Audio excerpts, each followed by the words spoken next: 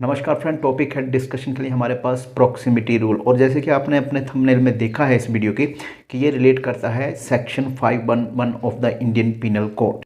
यहाँ सबसे पहले दोस्तों जो प्रॉक्सिमिटी वर्ड है, इसका अगर डिक्शनरी मीनिंग देखें तो मतलब होता है इसका किसी चीज़ का कोई क्लोज होना, नज़दीक होना, टाइम या डिस्टेंस में। और इसका जो 511 यानी 511 जो आपकी सेक्शन है या धारा है इंडियन पिनल कोड की, उसमें इसकी रेलिवेंस इस तरह से समझ लीजिए आप कि ये कहता है कि भाई कोई भी एक्ट जो अटेम्प्ट होती है यानी कोशिश करना किसी अपराध को करने की, वो जो है actual commission of the offence के बहुत नज़दीक होती है या बहुत उसके करीब होती है। और उसके साथ साथ ये एक लैटिन मैगजीन में भी जो शामिल है, जो कि आपकी स्क्रीन पे है, कोजिटेटियोनिस पोएनम नेमो पतितोस। ठीक है, कुछ इस तरह से इसको हम प्रोनाउंस कर सकते हैं, जिसका मतलब है कि किसी भी आदमी को उसके थॉट के लिए पनिशमेंट नहीं कर सकते, यानी कि वो क्या सोच रहा है उसके लिए पनिशमेंट नहीं होती है। अगेन ये प्रॉक्सिमिटी रूल इससे रिलेट करता है। रिलेट यानी कि जैसे कोई ऑफेंस होता है, उसका सोचना होता है, उसकी प्रिपरेशन होती है, फिर उसका क्या होता है, अटेम्प्ट होती है, फिर कमीशन ऑफ द ऑफेंस होता है। तो ये उसी चरण में एक तरह से एक पार्ट है इस मैगजीन का। और जो पनिशमेंट होगी वो किस चीज़ के लिए होगी, वो हो सकती है अटेम्प्ट की। आप जानते हैं प्रिपरेशन की भी जनरली जो पनिशमेंट नहीं होती है, कुछ एक्सेप्शन को छोड़ के, तो अटेम्प्ट जो है उसको तो पनिशमेंट किया ही जाता है।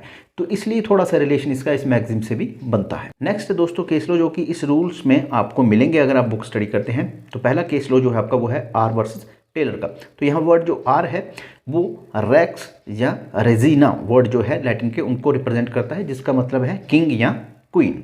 इसमें दोस्तों एक व्यक्ति को किसी जगह किसी के घर में आग लगाने के जुर्म में गिरफ्तार कर लिया जाता है और ऐसा माना जाता है कि वो ये काम करने ही वाला था, क्योंकि वो जो माचिस की तीली थी, मैच बॉक्स जिसे आप कह सकते हैं, वो लेकर उस जगह पर हे स्टेक या जिस तरह से घास फूस की कोई जगह होगी वहाँ खड़ा था और वो लगभग अब स्ट्राइक करने ही वाला था।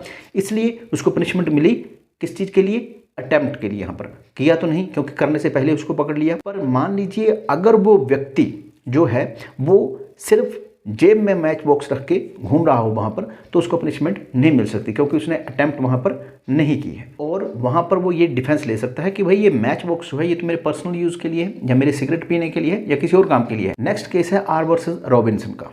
ये एक ज्वेलर या जो सुनार होते हैं उनसे जुड़ा है। वो एक तरह का झूठी एक वारदात बनाता है अपनी तरफ से, जिसमें कि वो अपने आप को बांध लेता है कुर्सी के नीचे और अपनी जो सेफ या अलमारी होती है उसको खुला छोड़ देता है, उसके गहने सारे गायब कर देता है और पुलिस वालों को कहता है कि बचाओ बचाओ। पुलिस वाले वहाँ आते हैं, वो देखते हैं कि वो बंधा हुआ और वो कहता है कि जहाँ से चोर आए और लूट के ले गए मुझे। और ये सब करने का उसका मकसद था कि वो इंश्योरेंस का पैसा जो था वो क्लेम करना चाहता था। परंतु जब पुलिस ने इन्वेस्टिगेशन की तो पुलिस ने देखा कि भाई ये तो झूठ बोल रहा है, ऐसा तो कोई बात ही नहीं है, इसने सब कुछ खुद ड्रामा किया है। तो उस पर फिर केस हो गया कि भाई इसने गलत तरीके से इंश्योरेंस क्लेम करने की कोशिश की। तो मामला जब कोर्ट में पहुंचा तो कोर्ट ने कहा कि भाई ये उसकी प्रिपरेशन थी, ये अटेम्प्ट नहीं थी। नेक्स्ट है दोस्तों आर वर्सेस शिवपुरी। इसमें एक पर्सन को कस्टम ऑफिसर्स अरेस्ट करते हैं एक सूटकेस के साथ, जिसमें उन्हें डाउट था कि कुछ ऐसी जो प्रोहिबिटेड ड्रग्स इसमें ले जा रहा है। और वो जो पर्सन था जो सूटकेस कैरी कर रहा था वो भी ये बिलीव करता था कि इसमें प्रोहिबिटेड ड्रग्स हैं और वो प्रोहिबिटेड ड्रग्स की स्मगलिंग में संलिप्त रहा है। पर जब उस सब्सटेंस जो पदार्थ होता है उसका विश्लेषण करते हैं तो वो देखते हैं कि भाई ये तो एक सिंपल सी एक तंबाकू की तरह कोई चीज़ है। और यहाँ पर कोर्ट कहता है कि भाई he was liable for the attempt. Attempt किस चीज़ की, कि भाई एक तो डीलिंग करता है प्रोहिबिटेड ड्रग्स में, जो कि उसने खुद ही मान लिया, और दूसरा कि भाई वो इनको छुपा रहा था, कंसील करके छुपा के ले जा रहा था। हालांकि जब उसका एनालिसिस किया गया था वो प्रोहिबिटेड ड्रग्स नहीं थी, पर उसने कुछ चीज़ों को अपनी तरफ से मान लिया। और देखिए अटेम्प्ट की एक बात और होती है कि भाई अपनी तरफ से आप सब कुछ ऐसा कर रहे हो जो कि आपको लगता है कि इससे एक क्राइम या ऑफेंस हो सकता है। अब हो सकता है कि उसके सूटकेस में जिसने वो पदार्थ रखा था उसने ही कुछ गड़बड़ कर दी हो, पर जो बंदा उसको कैरी कर रहा था वो तो अपने आप में श्योर था कि भाई इसमें प्रोहिबिटेड ड्रग्स हैं और मैं इनकी स्मगलिंग कर रहा हूँ। और इसी को कोर्ट ने माना कि ये एक अटेम्प्ट है कि आप डील कर रहे हैं प्रोहिबिटेड ड्रग्स में और उनको हार्बर कर रहे हैं, जो उनको छुपा के ले जा रहे हैं। नेक्स्ट केस हो दोस्तों आर वर्सेस रियासत अली।